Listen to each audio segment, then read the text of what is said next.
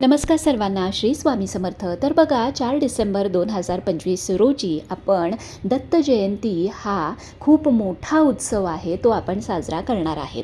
या दिवशी आपल्या घरामध्ये आपण एक छोटीशी मांडणी करायची आहे. त्यासाठी एक छोटा चौरंग घ्यायचा आहे, कलश मांडायचा आहे, दीप देवताची आपण स्थापना करायची आहे दीप प्रज्वलित करून. त्याचबरोबर गणपती बाप्पांची स्थापना करायची आहे. या दिवशी स्वामी महाराजांच्या मूर्तीवरती आपल्याला शुद्ध पाण्याने एक खेपा गणपती अथर्वशीर्ष 16 किंवा एक खेपा श्री सूक्तम, एक खेपा पुरुष सूक्तम आणि एक खेपा पवमान सूक्तम म्हणून शुद्ध पाण्याने अभिषेक घालून ते पाणी घरातल्याने सगळ्यांनी ग्रहण करायचं आहे. त्याचबरोबर ग्रंथाची पूजा करायची आहे आणि बरोबर 12:15 वाजता आपण 4था अध्याय 42 ओव्यांपर्यंतच वाचायचा आहे आणि त्याच्यानंतर दत्त महाराजांना नैवेद्य दाखवून आरती करायची आहे. दान करायला मात्र विसरू नका.